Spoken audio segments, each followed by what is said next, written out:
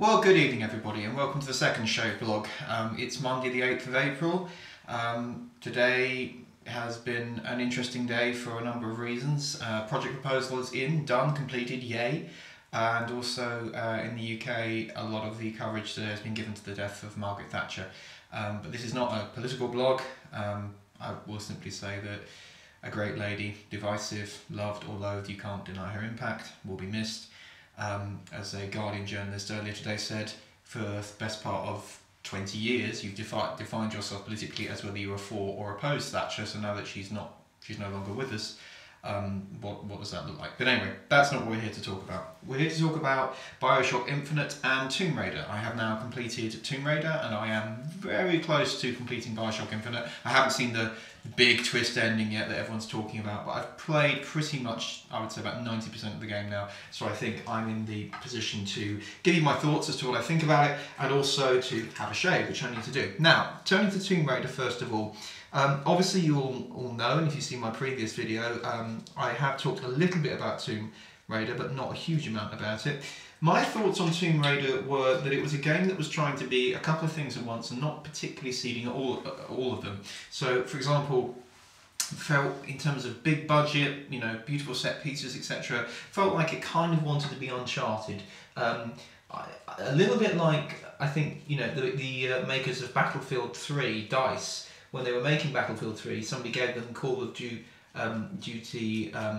4 and just sort of said to them, you know, this is a perfect game, go over that, so Call of Duty Modern Warfare. One of the best games I think that probably has ever been made, you know, shooter or not. And you know, they just said, you know, make this game. I think that the people at makers of Tombraider were given a copy of Uncharted. I also think they were given a copy of Silent Hill, and I think they also were, I mean, obviously they took from the original Tombraider, but there was, it just never quite caught me, and there were two reasons for this. One was the fact that the combat sections were fairly generic. It was a case of drop you into an area, close the barriers, throw in multiple enemies, and as the game goes forward, we'll basically increase the difficulty by just throwing multiple tank enemies at you, bullet sponge enemies, all the rest of it, you know, giving you absolutely no ammo whatsoever, reducing the impact of your bullets, and what will then happen is that you will just get very, very angry and attempt it a couple of times and finally complete it. More on that in a second. Silent Hill, because there were definitely attempts to put some level of horror into it. There was a lot of sort of references. There's a very, very obvious Apocalypse Now reference in Tombraider, which if anybody could comments in the things below and tells me where it is, then I'll be very impressed where that is. But overall, Lara's interesting. I think the Camilla Luddington does a great job of you know, humanising Lara. But it's just something I mentioned more recently. It's just a kind of narrative dissonance. So if you consider the fact that this girl supposedly has just killed a deer or whatever it is, and she's crying about it, then she just starts murdering everything. She kills one guy for the first time. A couple of minutes later, you know, you kill 4 guys in a row without anything. And the whole thing is kind of, I've just killed somebody, and the guy on the radio goes, well, you had to have. And it's like, that's not what you would do. Come on. Anyway, but the transition from sort of Lara to Lara Croft, and there is one little thing that they do at the end in the sort of final. There's not really a boss fight. I was very pleased that there wasn't really a boss fight. You do have to take on some rather annoying enemies right at the end, including one rather large enemy who I very much, when I first saw him, I thought he looks a hell of a lot like Pyramid Head, hence the sort of Silent Hill references. And I do actually, I really emphasise Silent Hill in this game. There's a lot of like caverns with bits. There's so many bodies, just like blood, gore everywhere. The puzzles are great, but as I said, it kind of felt like a mashup of Uncharted, Silent Hill, and the problem is a lot of the tropes that it was using have been done in other games. They have been done better in other games. You know, the idea of going out and collecting you know, little voice recordings. Well, we'll come on to Bioshock in a second. Pretty much invented all of that stuff. I think a game that's probably done that better than any, apart from the original Bioshock, was probably Arkham City and the Arkham Asylum and the Arkham City games. But Tombraider is a good game. It's an 8 out of 10 game. It's not the great game that you probably want. You know, huge production values, all the rest of it. But the story is kind of non-existent.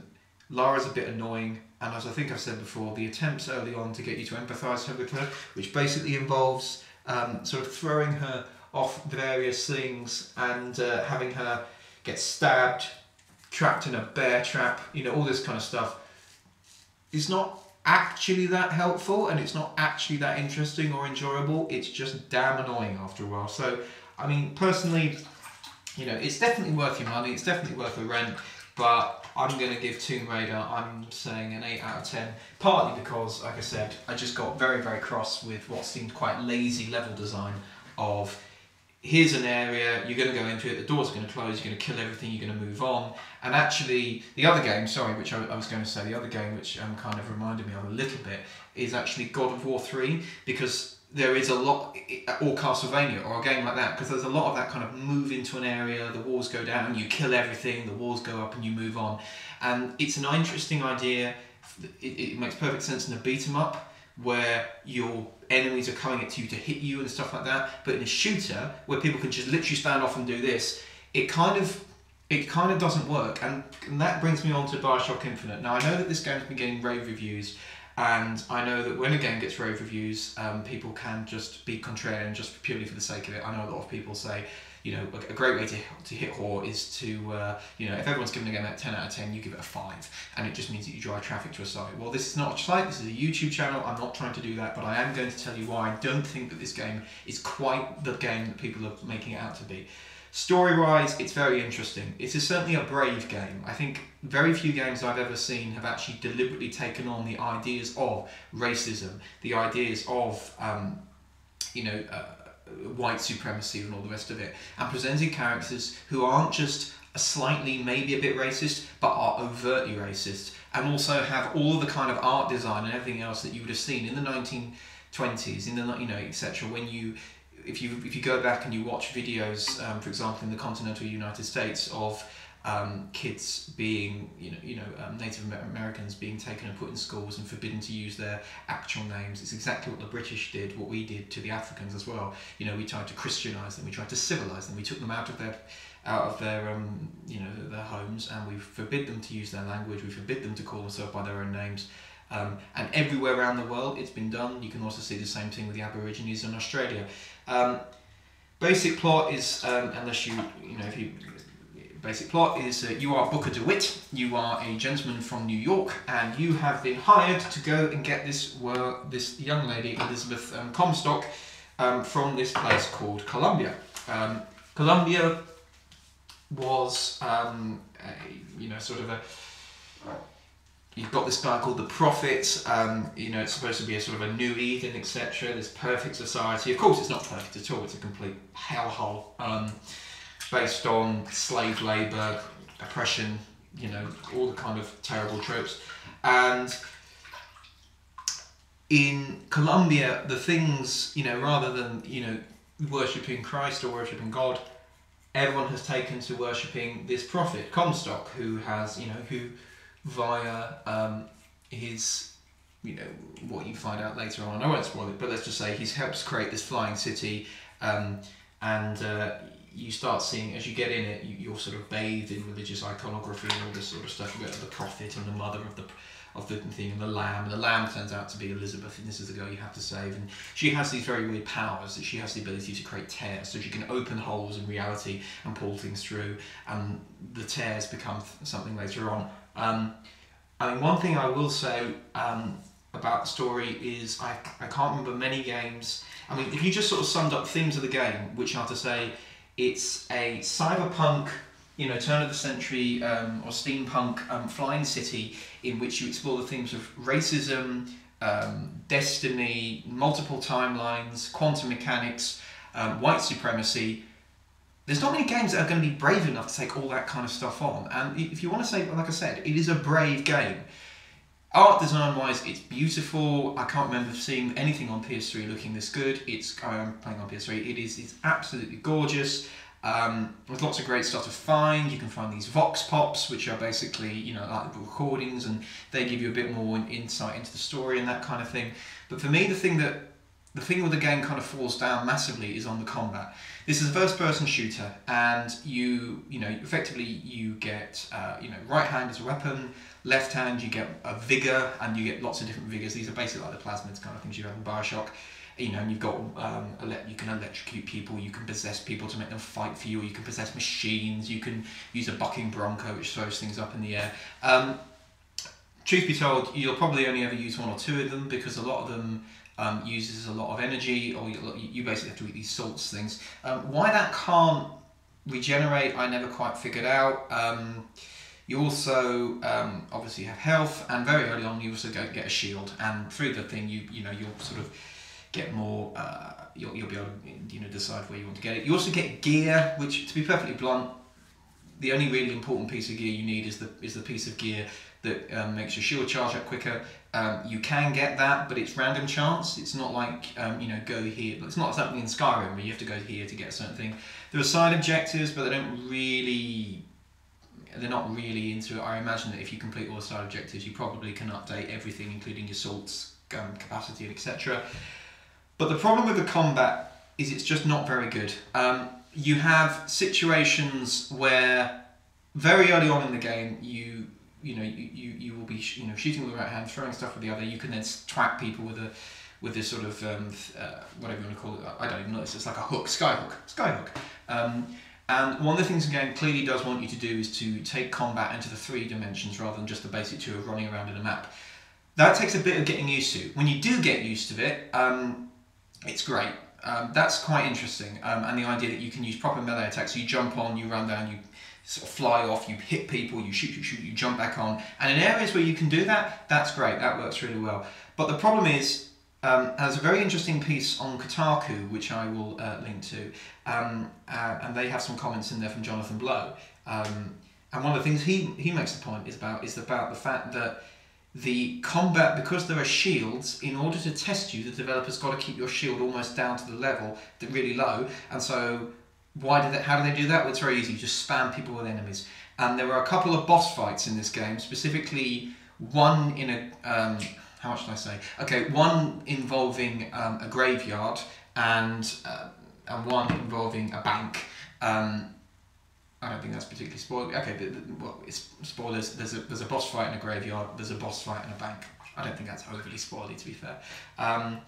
Now, they are two of the worst designed boss battles I've ever seen in my life. They were, and I'm playing on hard, fine, but they were excruciatingly difficult, unfair, constant situation where you're being shot from. You don't know where you're being shot from. You also have situations where the enemy AI is actually pretty terrible. So when you go into an area and there are enemies, Booker will get his hand out, and you'll start seeing the vigor on it, and the gun will appear. He'll carry it towards his chest otherwise, and he does that, and you're like, oh, I'm going to get somebody, and there's a particular note. It kind of goes to when all the enemies are dead, and then it goes quiet. Now the problem is the enemies are thick. And sometimes they will literally go and stand around corners and not move. So you think you've cleared everybody out, but you can't move on, so you have to walk round looking for this git, and he's not even coming towards you. The shooting is lethal. I mean, you pop your head out sometimes, you get smashed to pieces. Again, playing on hard, but particularly towards the end of the game, and particularly there are sort of a string of 3, I'll call it related boss fights. One involving a graveyard, one involving a bank, and then another is in a kind of a square bit. Now, I hated them, and I basically got through them by gaming the system. My advice to you, when you come to those bits, when you come to the graveyard, when you come to the bank, when you come to the thing that follows that, don't go, how do I put this? Stay outside. Just stay outside. And deal with it from outside. And I say that, and that exposes to me one of the big problems in this game. One of the problems with the design of these particular boss battles and the shooting is the fact that I was finding ways of gaming the system, gaming the mechanics to allow me to actually complete the levels. It wasn't a case of I felt that I had everything to hand and it was difficult, it was challenging, but I knew what I was doing. There was never any ammo, you're constantly running out. Another problem with the game, for reasons I don't understand, you can pick up all of this ammunition, but you can only carry 2 guns at a time, which is a pain in the arse, because you walk into an area with like the machine gun or the burst gun or any of these kind of things, and obviously you waste these enemies, and in these 2 particular situations there are reasons why that's not quite as effective as it might have been, and you're just completely out of ammo, and you're then desperately running around trying to pick up a gun or something, whilst at the same time there's a guy walking around, shooting your head off. And it just felt unfair. And again, this thing that Jonathan Blow and this Kotaku thing made, absolutely right. Because you've got a shield, the designers clearly feel they need to throw enemies at you repeatedly in order to test you. That's not fun. And there are points in this game, definitely, when I was thinking, do you know what, lads? This isn't fun anymore. It was fun. I love the story. I love the art design. I love talking to her. Elizabeth's great. Elizabeth's a fantastic character. When you rescue her for the first time, she will then start looking around the levels for you, and there will be and she never gets in the way. The best things about Elizabeth, you know that thing you used to have with companions where you try to go through a door and they'd be kind of running in your way and you'd be kind of getting red side for them. That never happens. If you turn around, she'll be standing against a wall or somewhere. She never gets in your way. She will pick locks for you. You can find lockpicks. She will also find vigors, ammo, health, that kind of stuff. I imagine, depending on the difficulty, there's a mechanism by which they work out the probability of the timings for that. I certainly found in a lot of situations where I would be, particularly in the bank, where I would be sort of looking at her for ammo or a vigor or something, and she would just be sort of going, and I was like, come on, woman, do something, just how? And nothing, So I got quite angry playing this game, but overall, it's a good game. It's very interesting. The themes that they start, the story meanders through various things, which I won't go into because I don't want to spoil any of it. There are some characters who you encounter early who you write off and you have no idea what they're involved with, and you suddenly, halfway through, you think, huh? And little things that you've been hearing and start to make sense, and you start questioning what you really knew about the world, what you really knew about Elizabeth, what you really knew about your characters and stuff like that. I'm not going to say you really know about yourself, because like I said, I haven't finished it and I haven't got to a point anywhere where Booker, to me, has kind of, there's something else about him. It doesn't seem that, but it's all about Elizabeth and about some other characters you meet along the way, as to what the hell is going on. But in the end, it's a good game. I have heard that the ending, I've heard that there was an ending boss battle which is just atrocious, so I am really not looking forward to that. But I've also heard that the actual ending credit or whatever is mind-blowing and will completely reorder everything, and it's the kind of thing where you finish it and apparently you want to sit there for an hour and kind of try and take it all in. So I'm looking forward to that. I like metaphysical narrative. I've always enjoyed that kind of stuff.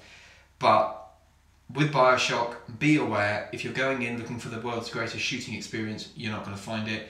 You will get frustrated by the combat. You will feel like you're being punished. There will be moments where you just want to scream because there's no ammo, no help, no nothing, and and the enemies just obviously have infinite ammo, and particularly when you get to the stage. I mean, there was a moment just now where, okay, minor spoilers, there was some kind of... in fact, I'm going to put my hands up like this, and when I talk in spoilers, you can just turn it on mute. So, okay? Right. So there's a moment in it when near the end, when you're trying to get onto Comstop's ship, where there are a couple of floating platforms. You are on a platform completely exposed, and you're attacked by like 4 or 5 heavies with rocket launchers, and you have no ammo.